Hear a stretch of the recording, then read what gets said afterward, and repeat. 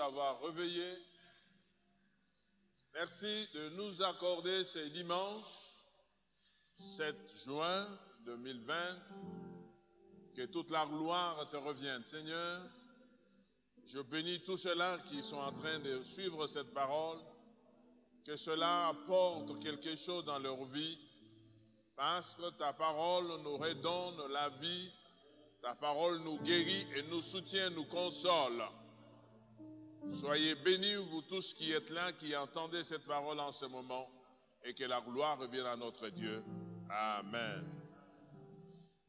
Bien-aimés dans le Seigneur, bonjour. Nous bénissons le Seigneur qui nous a donné ce dimanche 7 juin 2020. Nous sommes en train de parler en ce dimanche, qui est le 2e du mois de juin, sur comprendre la parole de Dieu. Cela fait suite au thème que nous avons commencé depuis un certain temps. Ne perdons pas notre espérance. Bien-aimés frères et sœurs, je crois que Dieu qui nous a mis à cœur cette parole, il sait pourquoi il le veut. Ce n'est pas par rapport à la situation par laquelle nous passons maintenant, mais pour toute notre vie.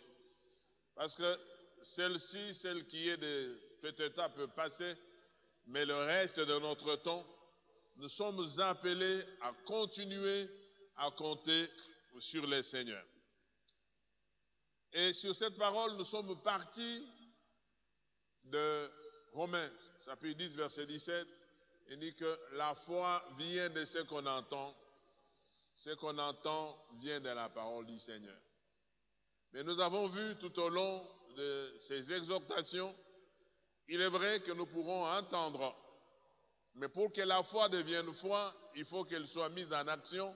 Ça veut dire la confiance totale que nous avons vis-à-vis de cette parole quand nous sommes devant des épreuves, quand nous sommes devant des situations quelconques.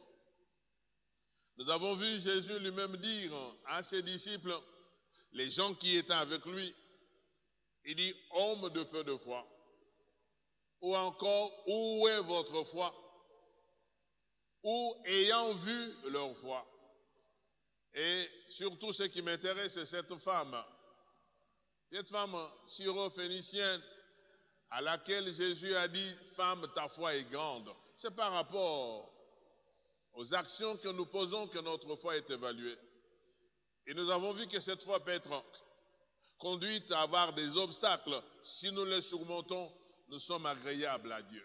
Et nous avons dit, quand Jésus voit notre foi, il arrête ce qu'il est en train de faire. Il s'occupe de nous. Bien-aimés, nous sommes encore partis plus loin pour dire, pour que la foi puisse être foi, il est important que nous puissions considérer cette parole comme la parole de Dieu. Si nous la considérons comme la parole des hommes, elle n'est plus foi. Et nous avons pris l'option de notre ami Paul quand il s'adressait aux Thessaloniciens. Ces Thessaloniciens ont dit, vous avez considéré la parole que je vous ai donnée comme la parole de Dieu. Et c'est ce que nous croyons.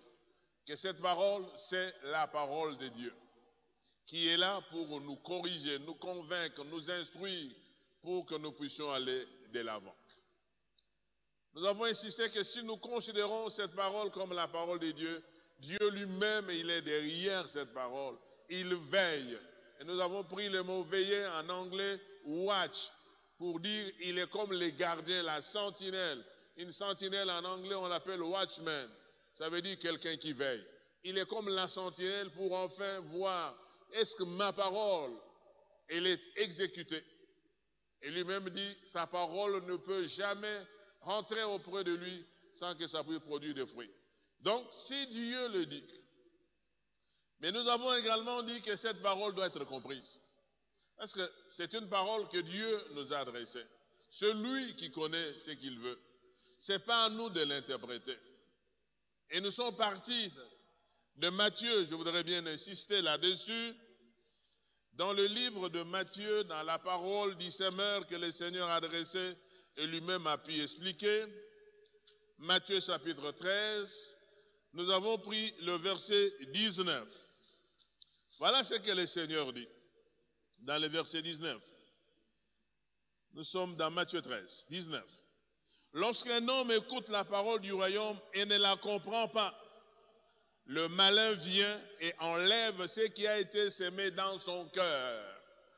Donc, ce n'est même pas l'intervention de l'homme. L'intervention de l'homme, c'est au niveau de la compréhension. Bien-aimés frères et sœurs, combien ne comprennent pas la parole de Dieu? Combien interprètent la parole de Dieu comme ils veulent? Et la conséquence, c'est ce que nous sommes en train de vivre.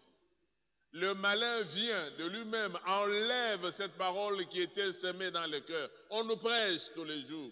Nous lisons la parole, nous la méditons. Mais si nous ne la comprenons pas, eh bien, nous donnons l'occasion au diable d'enlever cette parole. Autrement dit, il n'y a plus de foi dans notre cœur. Parce que la parole qui est la base de notre foi a été enlevée. Mais au verset 23, la Bible déclare ceci, nous sommes toujours dans Matthieu 13, verset 23, « Celui qui a reçu la semence dans la bonne terre, c'est celui qui entend la parole et la comprend. » Quelle est la conséquence? Il porte du fruit. Et un grain en donne 100, un autre 60, un autre 30. Quand nous comprenons la parole, la foi est là. Elle peut porter de fruits. Et nous le voyons comme les amis qui ont amené leur ami paralytique, leur foi a porté du fruit. On ne dit pas combien d'années ce monsieur était malade, paralysé, mais le fruit est qu'il était guéri. L'homme qui était entré par la toiture, nous voyons cet homme sortir par la porte, le fruit de la foi de ses amis. Frères et sœurs, c'est là qui doit faire l'objet de l'Église, de frères et sœurs, se battre pour que la parole demeure dans notre cœur. Lui-même, Jésus nous dit, je crois que ça doit être dans Jean 15, quelque chose comme ça, je pense. Il dit, si ma parole demeure en vous et que moi je demeure en vous, demandez ce que vous voulez, il vous sera accordé. La véritable foi, c'est celle qui garde la parole du Seigneur. Cette parole portera de fruits. Si elle ne porte pas de fruits, elle ne sert à rien. Donc il n'y a même pas de foi.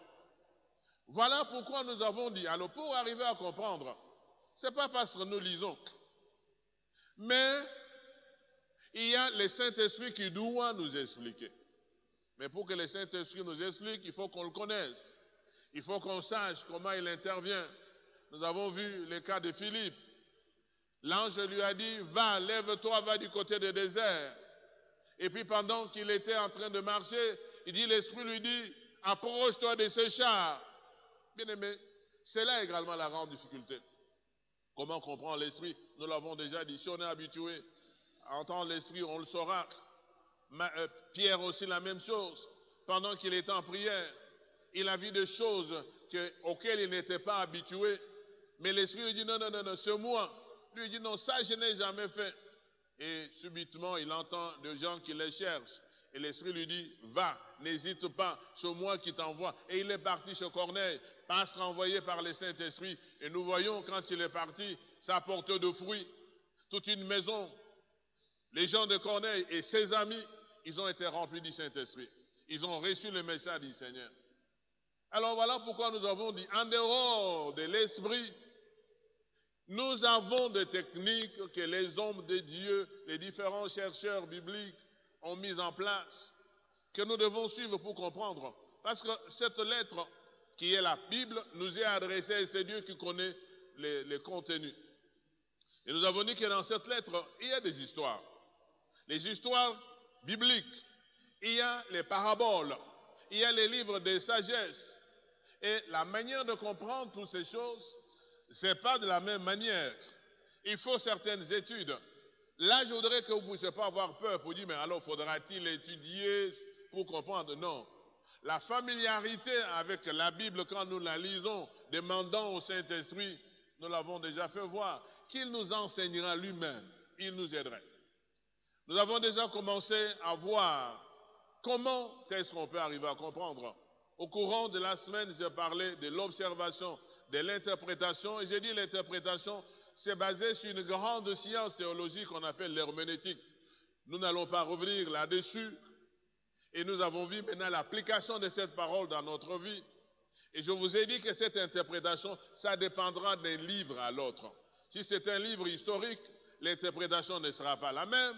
Si c'est la parabole, l'interprétation ne sera pas la même. Mais le Saint-Esprit nous guidera. Il y a différentes techniques d'une manière générale. C'est ça que je voudrais vous dire, bien-aimés. Et insister, cherchons à comprendre la parole de Dieu. Mais aujourd'hui, je voudrais revenir sur une notion importante, sur la compréhension de la parole du Seigneur. Quand nous la comprenons, qu'est-ce qui arrive? Je voudrais que nous puissions prendre un texte dans l'Ancien Testament, Michée, chapitre 6, verset 5. Michée, chapitre 6, verset 5. Nous sommes dans Michée. Nous allons y aller. Michée,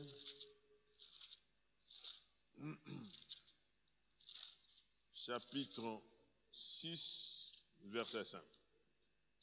Nous lisons ceci. Ça, c'est Dieu qui s'adresse à son peuple.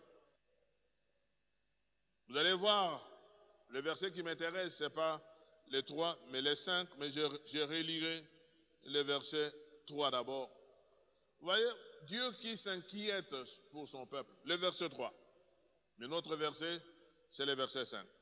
Mon peuple, que t'ai-je fait? En quoi t'ai-je fatigué? Réponds-moi. Ça, c'est Dieu qui s'adresse à nous. Ici, il s'adresse au peuple d'Israël. Comme la parole s'adresse aussi à nous. Mais ce qui m'intéresse, c'est l'attitude de Dieu vis-à-vis de son peuple. Il dit, mon peuple, que t'ai-je fait? Dieu s'inquiète, Dieu se pose la question. Mais le verset 5. Mon peuple, rappelle-toi ce que projetait Balak, roi de Moab, et ce que lui répondit Balaam, fils de Béor, de Sittim à Gilgal, afin que tu reconnaisses le bienfait de l'Éternel. Je reprends. Mon peuple, rappelle-toi ce que projetait Balak, roi de Moab, et ce que lui répondit Balaam, fils de Béor, de Sittim à Gilgal, afin que tu reconnaisses le bienfait de l'Éternel. Je ne vais pas enfin faire ici un long enseignement là-dessus, mais comme je vous ai parlé de l'histoire, quand nous étudions, vous allez voir qu'il parle de Sittim à Gilgal. Sittim, c'est de là où ils sont partis, là sur le montagne. Et Gilgal, c'est là où ils sont arrivés. Et quand ils sont arrivés à Gilgal, c'est là que la manne a cessé. C'est là qu'ils ont mangé le produit du pays. Ça, c'est sur le plan de l'histoire. Alors quand nous voulons étudier ça, c'est tout simplement pour dire qu'est-ce qu'il y a eu à cette époque. Qu'est-ce qui a été fait? Pourquoi il parle de Sittim et de Gilgal? Sittim au point de départ, Gilgal l'arrivée, où la manne a cessé, ils ont mangé le produit. Mais ce n'est pas ce qui m'intéresse, ce n'est pas cette étude-là. Ce qui m'intéresse, c'est comprendre la parole de Dieu. L'importance de comprendre la parole de Dieu. C'est ça, bien-aimés, ce qui m'intéresse aujourd'hui. Que nous puissions comprendre que Dieu, il insiste, il est derrière sa parole. Ici, il parle de Balak et de Balaam. Qu'est-ce que l'histoire nous fait comprendre? Quand vous regardez, dans le nombre, je reviendrai, Balak voulait maudire le peuple d'Israël. Il a fait venir Balaam. Il dit, maudis-moi ce peuple. Vous allez voir que ce que Balak voulait faire, il ne connaissait pas ce qu'a été la parole du Seigneur. Pour lui, bon, c'était un peuple simple. Il peut appeler n'importe qui, même si Balaam avait la force de pouvoir maudire. Mais qu'est-ce qui a été dit sur le peuple d'Israël? Quelle a été la parole de Dieu sur le peuple d'Israël? Bien-aimés frères et sœurs, c'est ça que nous ignorons. Et c'est là que je voudrais que vous puissiez comprendre. Quand nous connaissons la parole de Dieu, nous n'aurons pas peur. Même si les gens cherchent à nous maudire, nous devons savoir quelle est la pensée du Seigneur sur notre malédiction. D'ailleurs, d'emblée, vous savez, lui-même l'a déjà dit, que toute malédiction sans cause n'a pas d'effet. Donc, quelqu'un qui veut me maudire sans cause, pour qu'il me maudisse, il faut qu'il y ait une cause. Donc, je n'ai même pas à trembler. Je sais la pensée du Seigneur. Mais si Dieu rappelle à son peuple, mon peuple, rappelle-toi ce que projetait Balak, roi de Moab. Il nous rappelle aussi. Il dit, vous avez oublié ce que je vous ai fait. Vous avez oublié mes paroles. Vous avez oublié qu'il y avait Balak qui voulait vous maudire. Et que moi, j'avais déjà prononcé quelque chose. Je voudrais que nous puissions comprendre cette parole. Prenons Nombre chapitre 22. Nombre chapitre 22, versets 5 à 6. Frères et sœurs, quand nous découvrons la parole, nous avons cette assurance et cette fierté qu'en fait, il faut comprendre seulement. Balak, lui, il ne savait rien. Balaam, bon, il savait, mais il est quand même venu parce qu'il avait besoin de quelque chose. Mais ce que Dieu a dit reste dit. Quels que soient les temps, les circonstances, personne, j'insiste bien aimé, ne perdons pas l'espérance. Accrochons-nous à cette parole, à moins qu'on ne puisse pas y croire que c'est la parole de Dieu. Nombre 22, 5 à 6, qu'est-ce qu'on nous dit? Vous pouvez commencer au début, comme vous voulez. Nous, ce qui m'intéresse, c'est 5 à 6. Il envoya des messagers auprès de Balaam, fils de Béor, à Pétor sur le fleuve, dans le pays des fils de son peuple, afin de l'appeler et de lui dire, voici, un peuple est sorti d'Égypte. Il couvre la surface de la terre et il habite vis-à-vis de moi. Viens, je te prie, maudis-moi ce peuple, car il est plus puissant que moi. Peut-être, ainsi pourrais-je le battre et le chasserai-je du pays, car je sais que celui que tu bénis est béni et que celui que tu maudis est maudit. Alléluia. Ça, c'était sa pensée, mais il ne connaissait pas la pensée de Dieu. Frères et sœurs, ne nous inquiétons pas. Balak connaissait la pensée d'un homme, la pensée de Balaam. Il dit, bon, ok, je sais que quand toi tu maudis, ça sera fait. Quand toi tu bénis, ça sera fait. Mais moi, j'ai besoin que tu viennes maudire ce peuple d'Israël. Quel était l'objectif? Afin que quand tu vas les maudire, je puisse les malmener. Je puisse les battre. Je puisse les expulser de la terre. Vous savez, ce que nous oublions souvent quand nous lisons dans les Écritures, la Bible déclare que les diables rôdent cherchant qui il dévorera. Ça, c'est ce qui est écrit. Mais la Bible nous dit, résistez-lui avec une foi ferme. Bien aimés, quand nous ne comprenons pas la parole du Seigneur, nous sommes en train de nous faire ou de nous rendre de mauvais services. Je vous supplie, lisez la parole du Seigneur. Même si vous n'avez pas étudié, mais ici en lisant, vous n'avez pas besoin d'étudier. On dit, maudis-moi celui que je veux qu'on maudisse. Parce que je sais que quand tu maudis, ça va arriver. Mais il ne connaissait pas quelle est la pensée du Seigneur. Il ne connaissait pas la pensée du Seigneur. Prenons le verset 12. Toujours dans le chapitre 22. Le verset 12. Verset 12, la Bible déclare, Dieu dit à Balaam, tu n'iras point avec eux, tu ne maudiras point ce peuple, car il est béni. Alléluia. Quelle est la pensée du Seigneur? C'est un peuple béni, ne perd pas le temps d'aller le maudire. Ça, c'est la pensée du Seigneur. Mais Balak ne connaissait pas ça.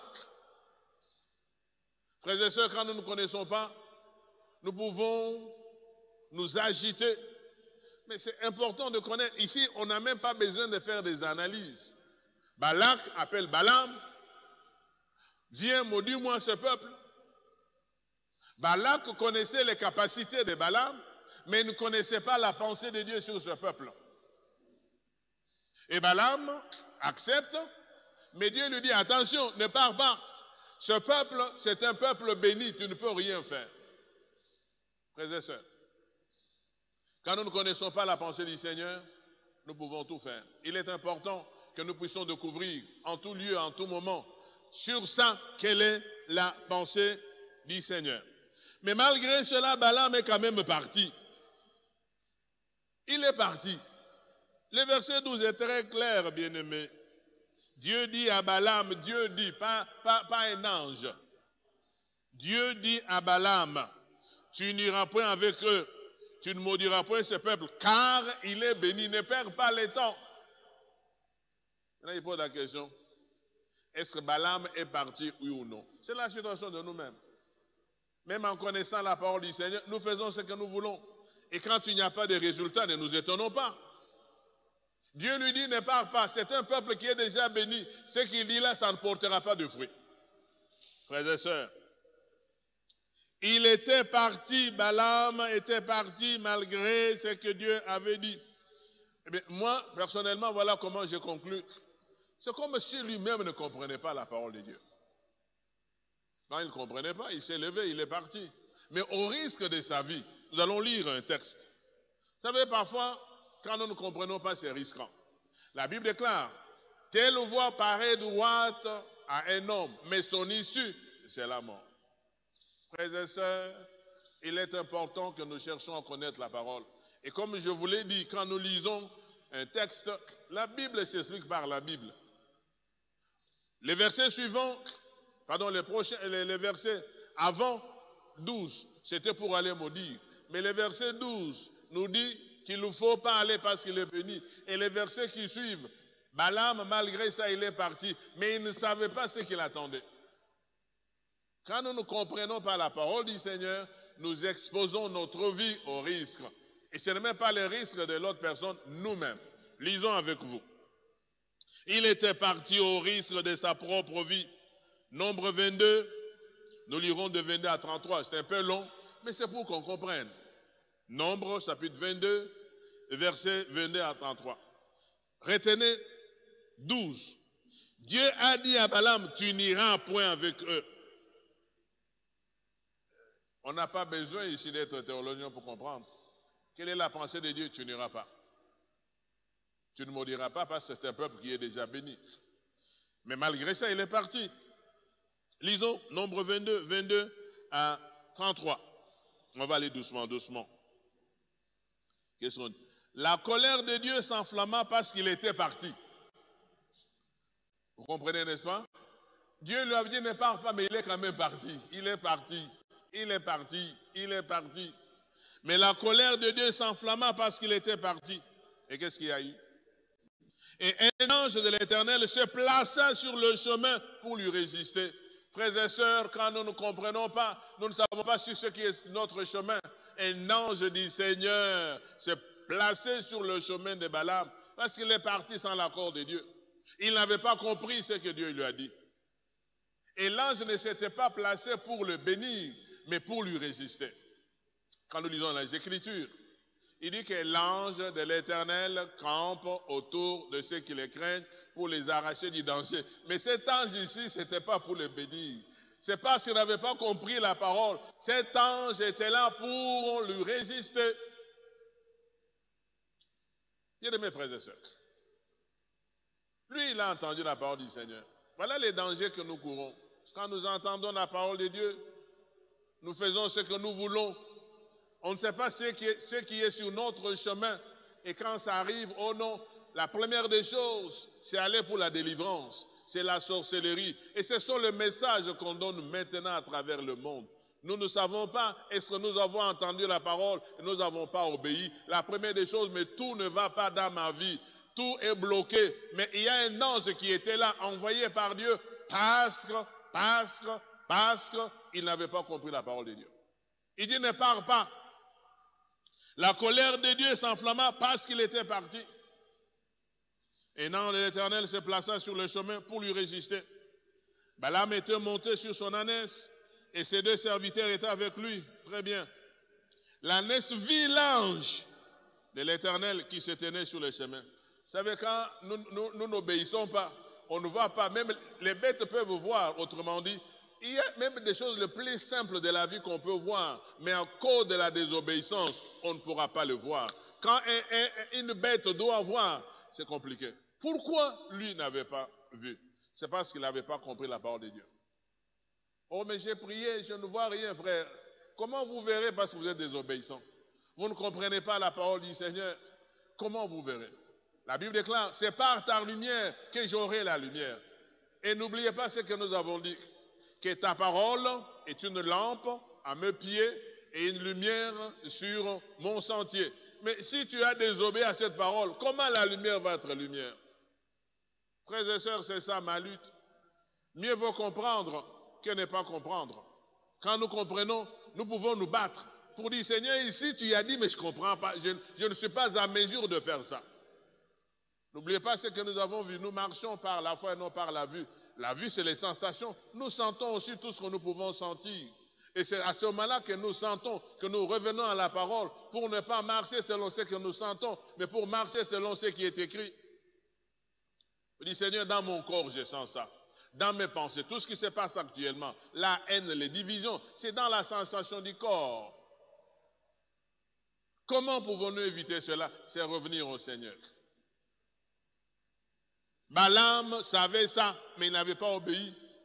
Mais la bête sur laquelle il était monté, voyez l'ange, lui ne pouvait pas, parce qu'il avait désobéi. Il n'avait pas compris la pensée du Seigneur. L'ânesse vit l'ange de l'Éternel qui se tenait sur le chemin, son épée nue dans la main. Elle s'est détournée du chemin et alla dans les champs. Balaam frappa l'ânesse. Wow. L'ânesse qui voyait Dieu, autrement dit, en le frappant, comme lui ne voyait pas, il dit, tu veux me conduire sur le mauvais chemin. C'est ça que nous voyons même dans nos églises. Quand les pasteurs peuvent vous conduire sur un bon chemin, mais quand vous avez vos pensées en tête, vous voulez aller sur votre chemin, vous allez dire tout ce que vous voulez sur le pasteur. Pourquoi il a dit ça? Il a parlé de moi, mais c'est pour vous redresser, frères et sœurs.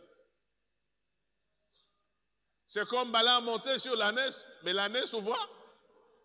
Eh bien, lui ne voit pas. Et qu'est-ce qu'il y avait dans la main de l'ange? Non pas pour la protection, mais pour le tuer. Vous allez entendre ce que l'ange va dire. Continuons. Où est-ce que je suis? Verset 25. Non. Verset 24. L'ange de l'Éternel se plaça dans un sentier entre les vignes. Il y avait un mur de chaque côté. L'ânesse vit l'ange de l'Éternel. Elle se serra contre le mur et pressa le pied de Balaam contre le mur. Balaam la frappa de nouveau. Bien-aimés frères et sœurs, les quelques douleurs que nous pouvons avoir dans la vie, c'est parfois pour nous remettre sur le droit chemin. Mais nous nous plaignons de quelques douleurs. Un pied seulement qui a été coincé au mur, mais lui a tapé, il a utilisé la force physique. Dommage. L'ange de l'Éternel passa plus loin et se plaça dans un lieu étroit où il n'y avait point moyen, il n'y avait point d'espace pour se détourner à droite ou à gauche. L'ânesse vit l'ange de l'Éternel et elle s'abattit sous Balaam. Oh, la colère de Balaam s'enflamma et il frappa l'ânesse avec un bâton. Bien-aimés frères et sœurs, écoutez ce qui arrive. Quand nous ne savons pas comprendre la parole du Seigneur, Dieu peut ouvrir la bouche même d'une bête. L'Éternel ouvrit la bouche de l'ânesse et il dit à Balaam, autrement dit, comme tu n'écoutes pas Dieu, bon, même moi, bête, écoute-moi. Ça, c'est compliqué, frères et sœurs. Vous savez, quand nous ne voulons pas écouter Dieu, bon, c'est compliqué. Mais quand même, Dieu a ouvert la bouche de l'ânesse. Que t'ai-je fait pour que tu m'aies frappé déjà 3 fois? Balaam répondit à l'ânesse, c'est parce que tu t'es moqué de moi. Si j'avais une épée dans la main, je te tuerais à l'instant. L'ânesse dit à Balaam, ne suis-je pas ton ânesse, que tu as de tout temps monté jusqu'à ce jour? Ai-je l'habitude de te faire ainsi? Et il répondit non. C'est là certaines choses qui nous arrivent dans la vie. Arrêtons-nous, revenons à Dieu. Papa, j'ai fait tout ce que je pouvais faire. Quel est le message? Nous devons comprendre le message de Dieu. Balaam n'avait pas compris le message de Dieu. Dieu lui avait dit de ne pas partir. Lui, il est parti. Quand Dieu s'est enflammé, il a utilisé cette méthode-là pour le ramener. Mais lui, il a utilisé la force. Verset 31. L'Éternel ouvrit les yeux de Balaam. Alléluia. Et Balaam vit l'ange de l'Éternel qui se tenait sur le chemin, son épée nue dans la main. Et il s'inclina et se prosterna sur son visage. Maintenant, c'est parce que les yeux sont ouverts. Vous savez, je l'avais dit la fois passée, quand les yeux ne sont pas ouverts, on peut raconter toutes sortes de bêtises. Pourquoi il ne pouvait pas se prosterner avant? Parce qu'il n'avait pas compris. C'est parce qu'il était aveugle spirituellement. Frères et sœurs, quand nous ne comprenons pas la parole de Dieu, sachez-le, retenez-le, nous sommes aveugles. Voilà pourquoi il est important qu'on se laisse conduire par de bergers qui comprennent la parole. Des gens qui ont le souci de vous voir aller de l'avant. Pas les gens qui ont le souci d'avoir ce que vous avez, mais les gens qui veulent vous conduire vers le Seigneur. L'ânesse était tout le temps avec lui. Il dit, tu m'as toujours monté, je t'ai toujours conduit partout où tu veux. Mais ce n'est pas parce que tu as un problème aujourd'hui que moi, par contre, je te protège. Je prie que Dieu ouvre les yeux de chacun de nous, que nous puissions comprendre sa parole, que nous puissions rester attachés à sa parole. Nous allons éviter la mort. Il n'y a pas que la mort physique, la mort spirituelle. Si nous ne comprenons pas la parole, il n'y a pas de foi. Et s'il n'y a pas de foi, nous ne sommes pas agréables à Dieu. C'est la Bible qui le dit. Dieu lui ouvre les yeux. Alors à ce moment-là, il se prosterne. Il se prosterne. L'ange de l'Éternel lui dit, pourquoi as-tu frappé ton ânesse déjà 3 fois? Voici, je suis sorti pour te résister, car c'est un chemin de perdition qui est devant moi. Le chemin là où il partait chez Balak, c'était un chemin de perdition, mais il ne le savait pas. Il n'avait pas compris la parole. Dieu lui avait dit, ne pars pas maudit, c'est un peuple que moi j'ai déjà béni. Mais parce qu'on lui avait promis, je suppose. Il est parti. Il est parti. Mais ce qui va nous intéresser, c'est la conclusion, bien-aimés. Mais je vais déjà dire en avance. Quand Dieu nous bénit, toutes les malédictions qui viendront ne pourront rien faire contre nous. Retenez-le et soyez rassurés, à moins que vous soyez en dehors de Dieu. Quelles que soient les décisions des hommes, quelles que soient les pensées des hommes, quels que soient leurs rangs, leurs titres, leurs malédictions n'auront absolument rien à faire. C'est pourquoi j'ai toujours dit aux fidèles, et je vous le répète, et monsieur le pasteur de contre vous, ce n'est pas votre Dieu. Lui, ce n'est qu'un homme. Il ne faut pas quitter, abandonner l'œuvre de Dieu, parce que le pasteur a dit non, peut-être qu'il peut être en erreur. Mais si vous comprenez la pensée du Seigneur, vous resterez attaché au Seigneur toute votre vie. Et vous allez recevoir du Seigneur le fruit de votre compréhension de la parole. Bien-aimés frères et sœurs, quand nous ne comprenons pas, cherchons à comprendre. Notre ami Balaam, il ne comprenait pas. Les yeux étaient ouverts. J'anticipe déjà. Voyez ce que le verset 33 nous dit. Je t'aurais même tué et j'y aurais laissé la vie. On allait laisser la vie à l'ânesse et tuer l'homme. C'est vrai, parce que l'ânesse n'était pas là quand Dieu lui avait parlé. Mais Balaam, lui, Dieu lui avait parlé, il a résisté. Oh, là, c'est là que je clame la miséricorde, la compassion de notre Dieu. Il déclare lui-même, quand nous nous sommes infidèles, lui, il reste toujours fidèle. Je disais ce matin, notre état ne peut pas changer l'état de Dieu. Il reste ce qu'il est. Ses attributs ne changent pas à cause de ce que nous changeons. Oh, il est important que ce matin, nous puissions prendre un temps de remercier le Seigneur, reconnaître sa bonté, sa miséricorde. Cet homme qui a refusé, mais Dieu lui donne quand même le temps de s'exprimer. C'est ainsi que, bon, je reviendrai vers la fin. Dans le verset 34, Balaam dit à l'ange de l'Éternel, j'ai péché, avant, il ne savait pas qu'il avait péché. La même chose que l'enfant prodigue quand il n'avait pas compris. Il est parti avec son bien. Frères et sœurs, nous ne pourrons pas comprendre le péché quand nous n'avons pas encore compris ce que Dieu veut. Parfois, nous prétendons j'ai péché sans savoir que ce n'est pas un péché. On ne comprendra péché que quand c'est par rapport à la parole du Seigneur. Ici, personne ne lui a demandé de se repentir. Lui-même. Il découvre, j'ai péché car je ne savais pas que tu te fusses placé au-devant de moi sur les chemins. Et maintenant, si tu me désapprouves, je m'en retournerai. Mais Dieu lui avait déjà dit, Dieu ne part pas, mais il est parti. Maintenant, quand il y a eu des circonstances, il dit, ok, bon, maintenant, si tu me désapprouves, je vais sortir, je vais rentrer. Quand on ne comprend pas la parole de Dieu, il est difficile de comprendre, même quand une bête parle. On est comme un aveugle. On aime trop discuter et utiliser la force physique, cherchant à avoir raison en tout. Oh, alléluia. Quand on ne comprend pas, c'est toujours, oh non, vous comprenez, j'ai fait ça pour... Non. Quand vous ne comprenez pas, vous vous taisez. Il dit, que dois-je faire? Quelle est la pensée de Dieu? Gloire à Dieu qui ne tarde pas à se révéler à nous dans sa miséricorde, malgré notre ignorance, malgré notre aveuglement et notre entêtement.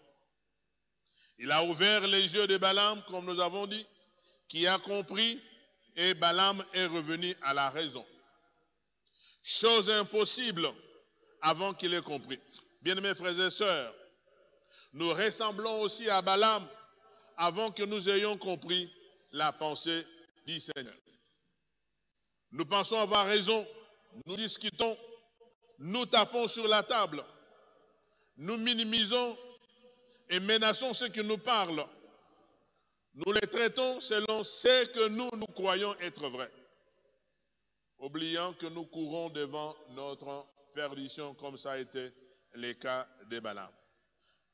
Cherchons à comprendre la pensée du Seigneur à travers sa parole, et nous épargnerons ainsi notre vie. Ainsi, Balaam ayant compris, il se remet à la disposition du Seigneur qui l'instruit cette fois-ci et l'autorise de partir. Verset 35. L'ange de l'Éternel dit à Balaam, va avec ces hommes, mais tu ne feras que répéter les paroles que je te dirai. Et Balaam alla avec les sœurs de Balak. Eh bien, vous savez, Dieu, il est toujours miséricordieux. Il dit, ok, je te laisse partir. Mais tu ne diras pas autre chose que les paroles qui sortiront de la bouche de Dieu. Ce qu'il a pu faire.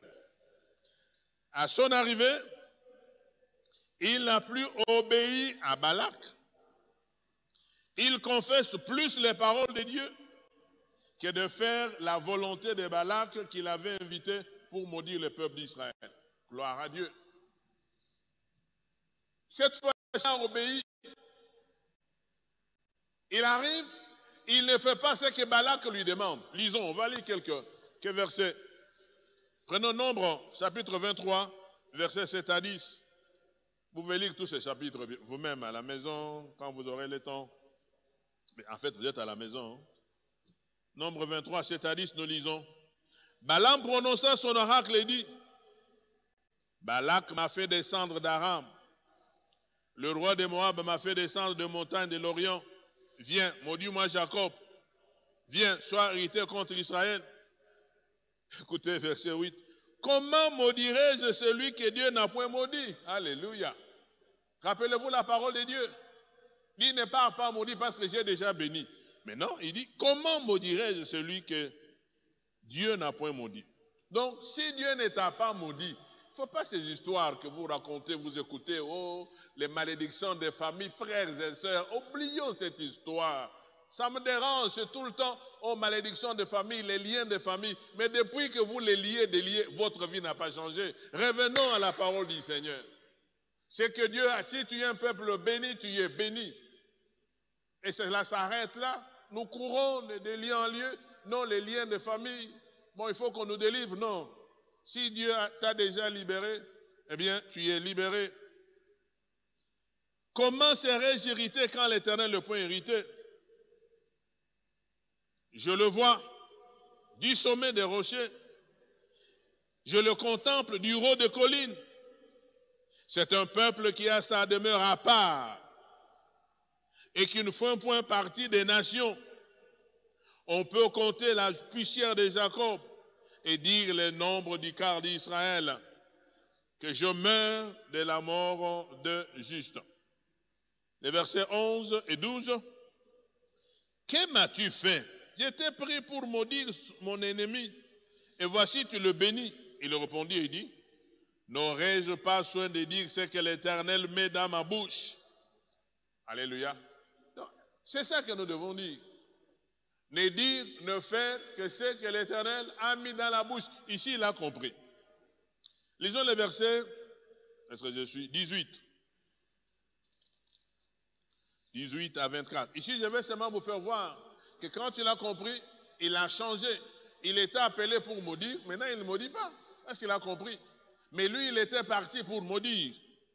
Les versets 18 à 24, nous lisons. Balaam prononça son oracle et dit, lève-toi Balak, écoute, prête-moi l'oreille, fille de Tsippor. Dieu ne point un nom pour mentir, ni fiche de nom pour se repentir. Ce qu'il a dit, ne le fera-t-il pas? Ce qu'il a déclaré, ne l'exécutera-t-il pas?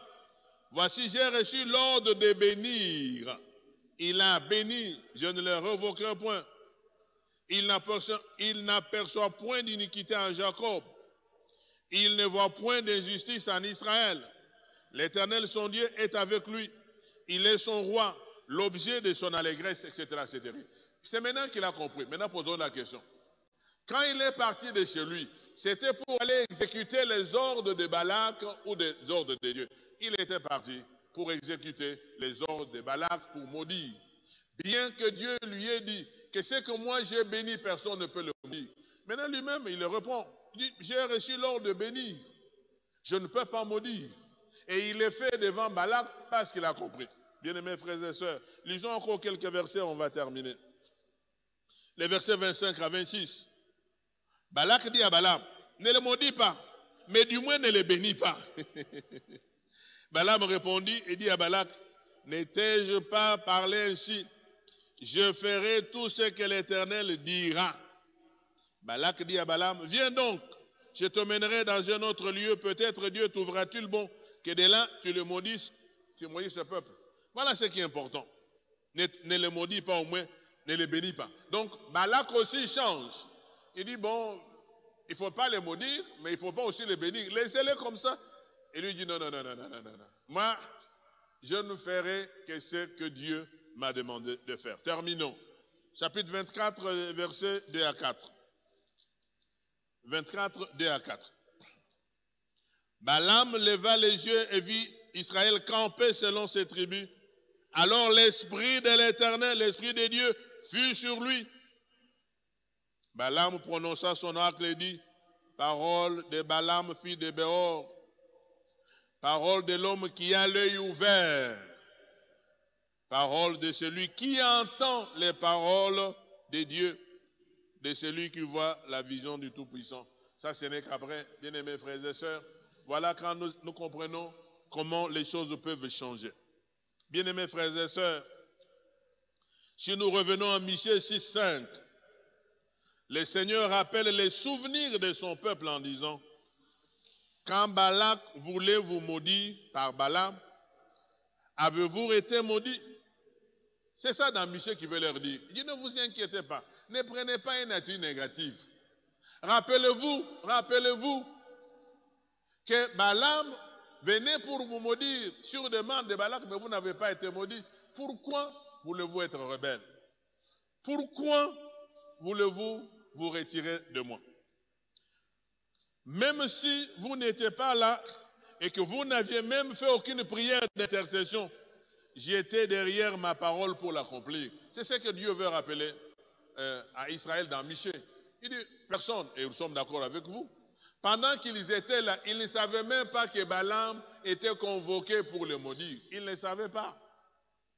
Bien-aimés frères et sœurs, nous ne savons pas ceux qui sont en train de chercher à nous maudire. Nous ne savons pas ceux qui font des complots contre nous. Nous ne les savons pas. Mais quelle est la parole de Dieu? La parole de Dieu me dit, ils vous feront la guerre, mais ils ne vous vaincront pas. Ça, au moins, je sais. Le Seigneur me dit également que tout le complot qui sera aujourd'hui, ça ne sera pas moi qui le ferai. Je le sais. Bien-aimés, vous savez qu'il y a même des moments où on n'a même pas besoin de prier parce que Dieu l'a déjà fait. L'exemple, c'est le peuple d'Israël.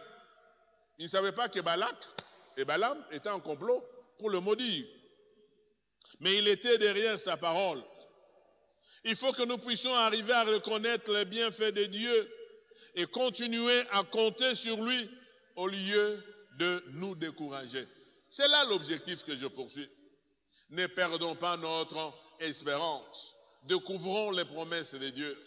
Même quand ça ne marche pas aujourd'hui, quelles sont les promesses? Ça peut être la situation de travail, ça peut être les situations de mariage, ça peut être les situations des affaires. Mais quelle est la parole de Dieu à ce sujet?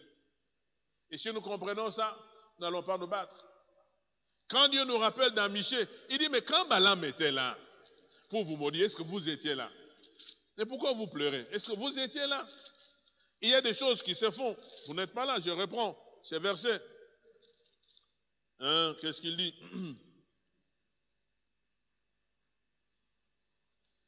Est-ce que nous sommes? Michée.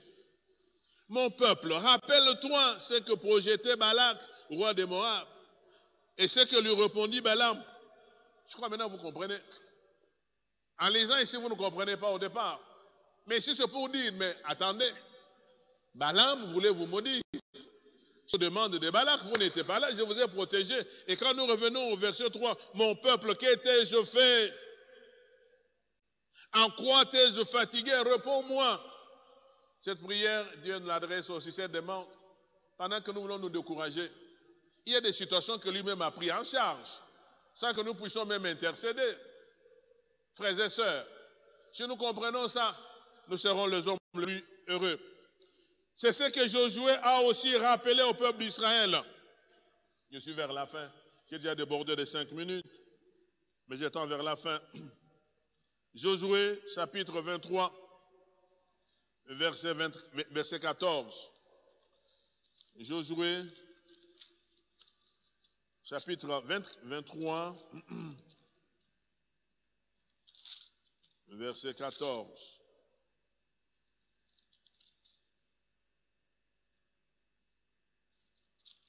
Est-ce que je suis 23? 14. Voici, je m'en vais maintenant par les chemins de toute la terre.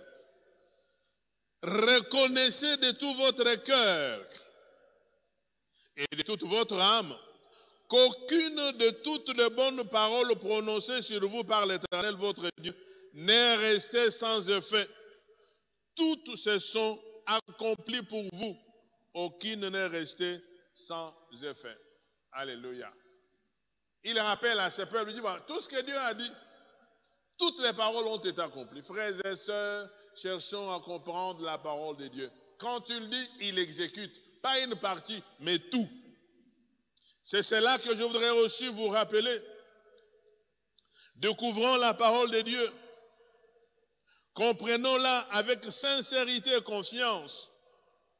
Personne n'a le pouvoir de changer à votre égard ce que Dieu a déjà décidé. Personne, frères et sœurs. D'où la nécessité pour nous de nous familiariser avec la parole de Dieu par la lecture, la méditation et l'étude. Quand Balak avait appelé Balaam pour maudire, le peuple d'Israël n'était pas là et n'avait fait aucune prière. Seule la parole prononcée de Dieu à leur endroit a agi, a accompli son rôle. Dieu avait dit, j'ai déjà béni ce peuple. Donc, que ce soit Balak, que ce soit Balaam, personne ne pouvait changer la parole de Dieu. Dans Michée, comme nous l'avons déjà dit, quand vous commencez par le verset 3, vous voyez un Dieu qui se plaint pour la tuile de son peuple. Peut-être que c'est notre cas aussi. Voilà pourquoi ce matin, je vous rappelle à revenir à Dieu et à chercher à connaître sa parole sur nous dans différents domaines de notre vie et à croire à cette parole et à le confesser pour notre vie et continuer à garder notre espérance en lui. Bien-aimés frères et sœurs, ne vous découragez pas. Cherchons seulement à découvrir la parole de Dieu. Ce qu'il a dit, il est derrière pour l'exécuter. Ici, quand il nous rappelle les cas de Balaam et de Balak, ça doit aussi nous réjouir. Il dit en fait, voilà, quand Dieu dit, il le fait.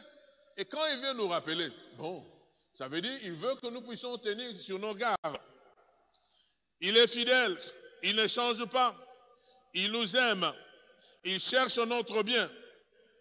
Il est derrière sa parole pour l'accomplir. Personne n'a le droit de nous maudire aussi longtemps qu'on restera attaché à Dieu. Aussi longtemps que nous resterons attachés à Dieu, personne n'a le droit d'enlever ce que Dieu a déjà déclaré sur nous. Que Dieu vous bénisse. Vous avez tout mon amour, tout mon soutien. Prenons le temps de revenir au Seigneur, de chercher sa parole, plutôt que de nous arrêter parce que les choses sont compliquées. Que Dieu vous conduise et que vous puissiez prendre le temps de comprendre la parole. Demain, Dieu voulant, je continuerai sur l'étude, les différentes étapes de l'interprétation de la parole du Seigneur. Nous avons vu les questions que nous devons nous poser. Nous avons vu, entre autres, quand nous lisons un mot, qu'est-ce que ce mot signifie? Comment ce mot a été employé seulement ici? Nous continuerons demain. Nous arriverons d'autres peut-être au courant. Je vais travailler au courant de la semaine jusqu'à ce que nous puissions voir comment appliquer cette parole à notre vie. Parce que ça fait 2000 ans que cette parole a été prononcée par le Seigneur à travers les écrivains inspirés. Mais comment actuellement elle peut être d'application? Que Dieu vous bénisse. Vous pourrez prier. Si vous êtes assis là, vous êtes dans vos maisons, tenez-vous debout. Je vais prier pour vous. Je voudrais que Dieu nous aide afin que nous puissions vivre cette parole. Seigneur, tu es même, tu n'as pas changé. Je viens avec tes enfants partout, ils sont debout devant toi.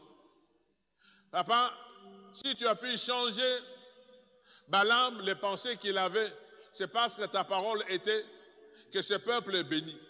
Je voudrais vous dire que vous êtes un peuple béni parce que Jésus est mort pour vous. Il a dit à la croix, tout est accompli. Donc personne ne peut changer ce que Jésus a fait dans votre vie.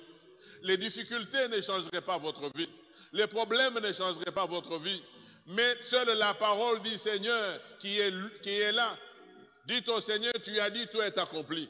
Quand il y a une maladie, il a dit qu'il est celui qui nous guérit. Quand il y a un problème, il dit qu'il bénira les travaux de nos mains. Tout est accompli. Que cela s'accomplisse dans votre vie et que ce mois de juin soit un mois béni. Que ceux qui sont malades soient guéris, ceux qui ont peur puissent être fortifiés et que seule la parole du Seigneur s'accomplisse. Que vous puissiez prendre le temps de lire et de comprendre. Cher Saint-Esprit, prends soin de tes enfants. Je prie aussi spécialement pour toutes les femmes qui attendent famille. Que Dieu vous bénisse et que vous puissiez accoucher sans problème. Je le déclare. Je prie aussi pour ceux qui sont malades dans les hôpitaux. Que Dieu vous guérisse. Je m'oppose à cette épidémie. Je déclare que tu es notre Dieu qui nous protège. Qu'aucun membre de cette église ne soit inquiété. Je le demande au nom merveilleux de Jésus-Christ. Amen. Que Dieu vous bénisse et bon dimanche. Nous nous retrouvons demain. Je vais continuer, mais sur les audios de 15-20 minutes. Merci.